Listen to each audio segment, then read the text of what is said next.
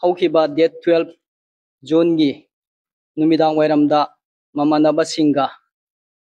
pukrida iroi se haina satpa matamda mahangna iroi ba aidi haiti haina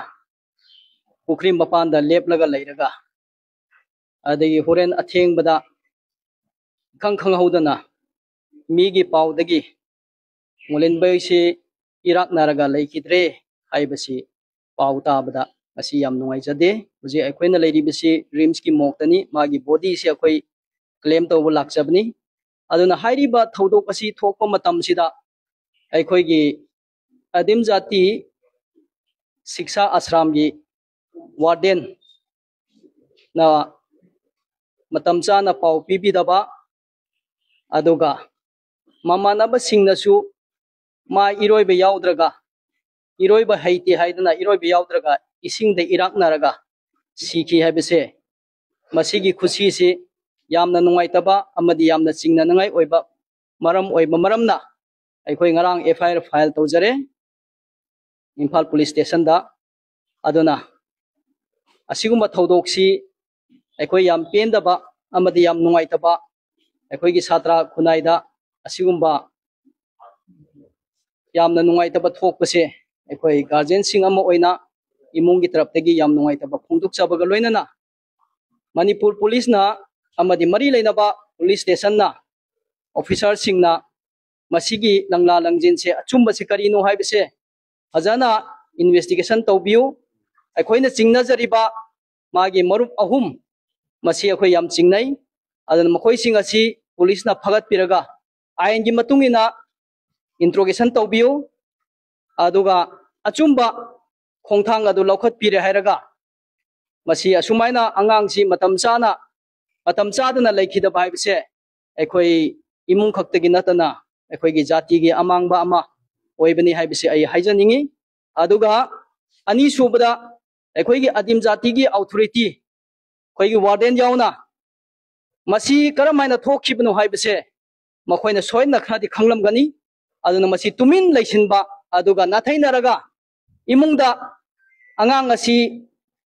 maran pisilaga mane iraknaraga siraga masi leibaki wathok henganu adim jati da masigumba problem se thoganguno haibise masi yam laibak thibani masi akoi yam penjade yam nungai jade aduna adim jati gi authority sing amadi warden singna masi achumdo puthok piu aduga natragadi aikoi ain gi oiba aikoi chapchana akoi su lokhat pe yab de lokhat kani aduga leiriba manipur gi chhatra sangstan sing aduga civil society organization singna su asumaina akoi thokkiba thodok sing ase masida mayamna sojok pibiraga masigi achumba se akoi puthok le haraga leikhidaba angang adugi thawaina shanti oina ba amadi yamna wakhan soktuna leiriba thamoi kaidna leiriba mama mapa sing asida koi karigumba khra shanti phangnada ba haidana masi aina media ge khuthangda aina masi appeal tawjari asiba haibisni tambangamde adu oirasu si khrabnina atum ai tumina laithokpusu akoi chhatra gi side tagi adusu pamjade asingba gidamak akoi chhatra lejari rights law lei adugi wangmada thabak tawbasu tawkhaningde aduga second hostel warden authority gi site oina hayo hairadi mogi warden or authority asise magi rules and regulation fajana follow tawdabra follow tawradi as my opinion da follow tawbiradi asmaina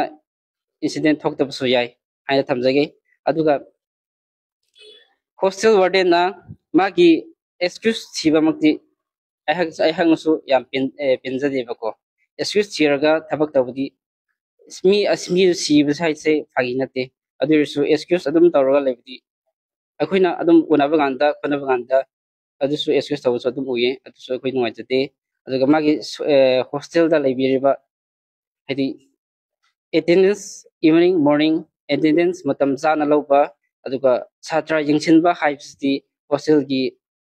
thodang hostel warden gi thodang ni anu thamjage aduga akoi achumbi damakta tumin leigumsi akoi lairik laisu hairaba ngaktani tumina laijaba haise akoi pangdaba oina thokani aduna mayam gi support nijari mayam thokpiraga achumba justice akoi purangnaba khonasi daga mayam gi dama future gi dama phanaba gi dama khoi chatra gi mi loinamak ki dama phanaba akoi punna leminasi haina hajar police ki maikai da hai police ki maikai da di fazana haidi suspect laiba khoi da fazana tidin biyo interrogation fazana tawbiyo aduga athubada haidi result pubiraknaba so akoina pressure satra side gi pressure pizari